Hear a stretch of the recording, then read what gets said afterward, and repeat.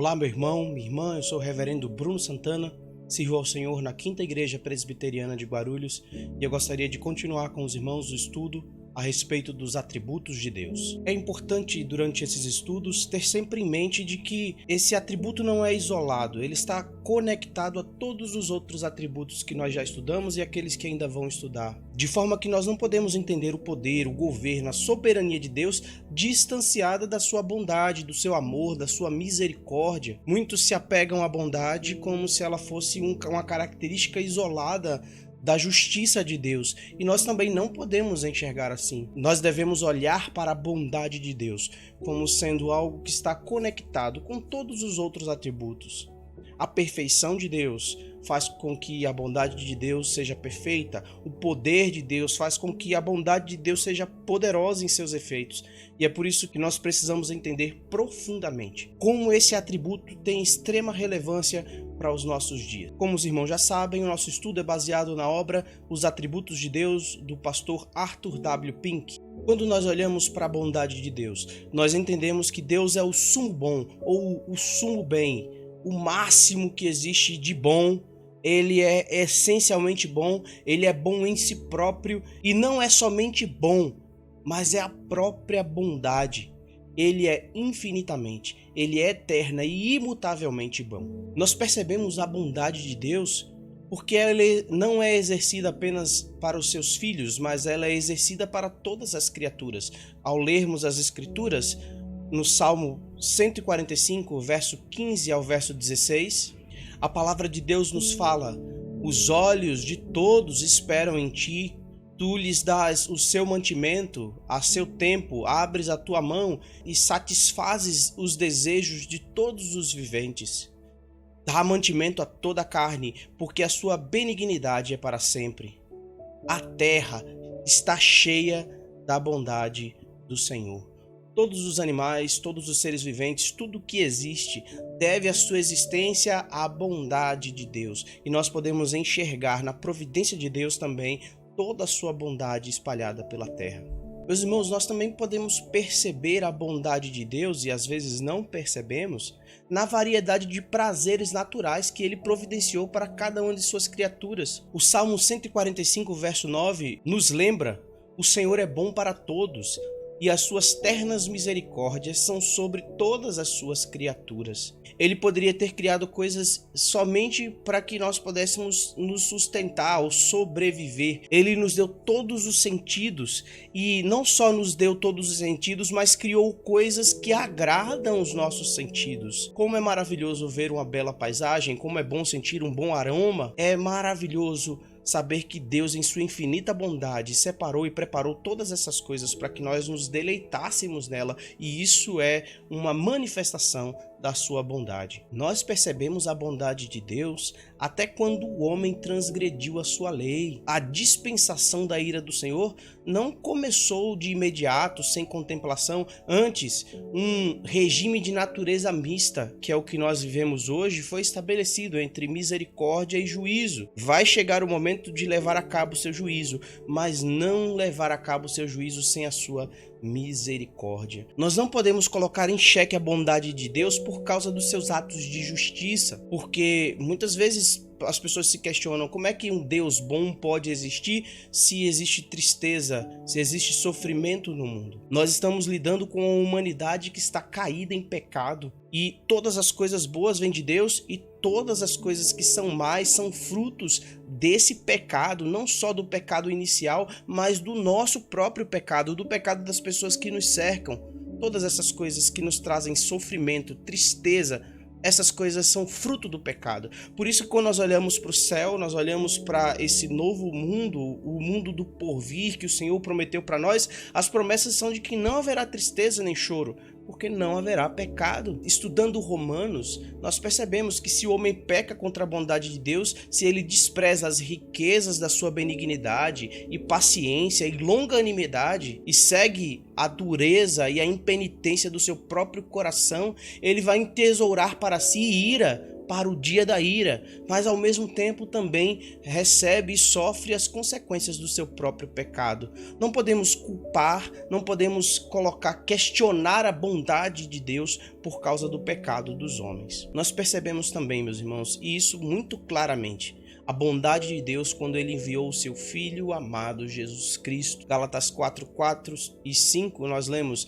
que ele foi nascido de mulher, nascido sob a lei, para remir os que estavam debaixo da lei, a fim de recebermos a adoção de filhos. Não há nada tão bom, não há nada tão maravilhoso da parte de Deus quanto sermos adotados, sermos tirados de um reino das trevas, sermos tirados da inimizade contra Deus e sermos colocados à mesa, não somente para se banquetear, mas para ter herança nessa vida com o Senhor Jesus. Por isso que nós lemos em Lucas capítulo 2, verso 14, glória a Deus nas alturas, paz na terra, boa vontade para com todos os homens.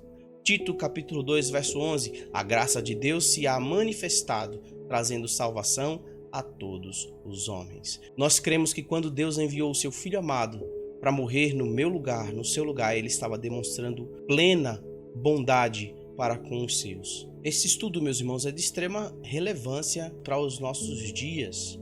Nós cremos que Deus não é somente o maior de todos os seres, mas que ele é o melhor de todos os seres. Salmo 119, 68, nós lemos: Tu és bom e fazes o bem. A bondade de Deus não é derivada, ele não recebe a bondade de alguém, ele não age de forma bondosa em retribuição a alguém, antes faz parte da sua essência, faz parte da sua natureza. Ele é bom e por isso ele age com bondade. Deus é eternamente bom antes de haver comunicado qualquer coisa da sua generosidade, antes de haver qualquer criatura para que ele manifestasse a sua generosidade, para que ele pudesse demonstrar a sua bondade. Deus tem em si mesmo um infinito e inesgotável tesouro de todas as bênçãos, e ele é capaz de encher toda a terra com a sua bondade. Tudo provém de Deus. Gênesis capítulo 1, verso 31 fala: E viu Deus que tudo quanto tinha feito, e eis que tudo era muito bom. Tudo que Deus fez é bom. Os decretos deles são perfeitos, são muito bons. A criação e tudo que ele moldou com as suas mãos é bom, foi feito com pureza, foi feito muito bom. As suas leis, os seus mandamentos, eles são bons e eles espalham bondade. São um caminho para encontrar a bondade de Deus em todos os nossos relacionamentos.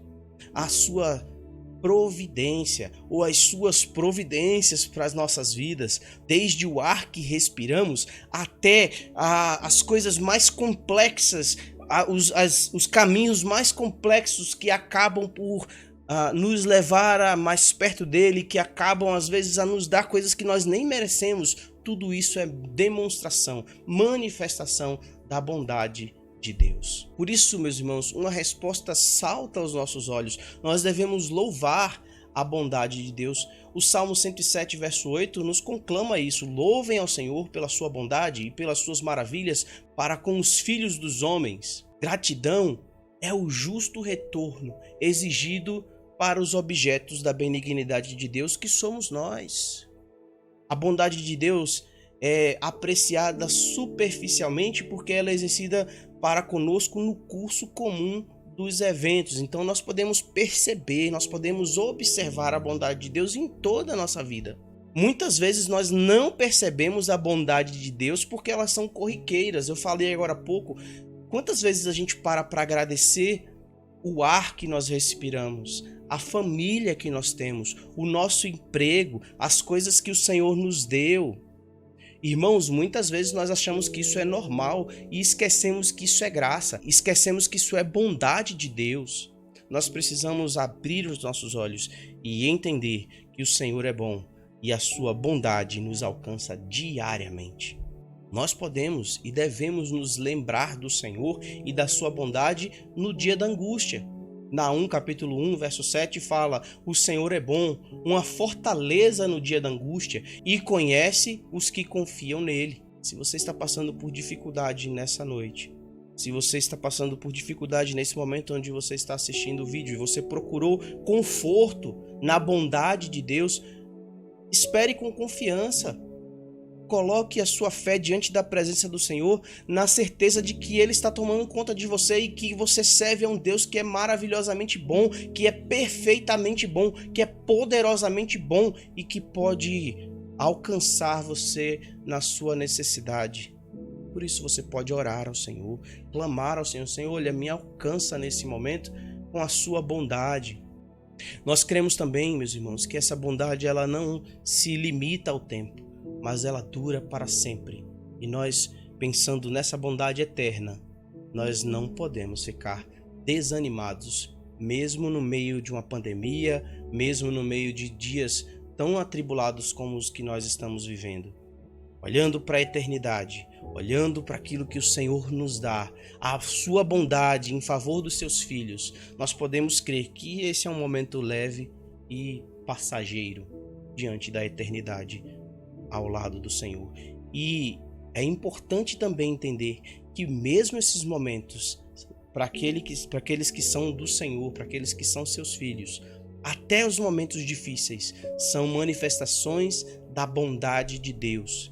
Mesmo quando a gente não consegue enxergar, saber que Deus está conosco, saber que Ele nos protege, saber que Ele toma conta de nós, é algo que deve fortalecer cada vez mais a nossa fé. Ao fim desse devocional, ao orar ao Senhor, agradeça em primeiro lugar, louve ao Senhor pela sua bondade. Mas também, se você está em momentos de necessidade, clame ao Senhor, para que o Senhor possa te mostrar o quanto Ele tem sido bom com você durante todo esse momento, durante todos os dias da sua vida e como Ele continua sendo bom, mesmo quando você ainda não percebeu. O Senhor é bom e a sua bondade nos enche de confiança e nos enche de alegria, e nós podemos então louvar ao Deus Todo-Poderoso. Ore ao Senhor e que Deus nos abençoe.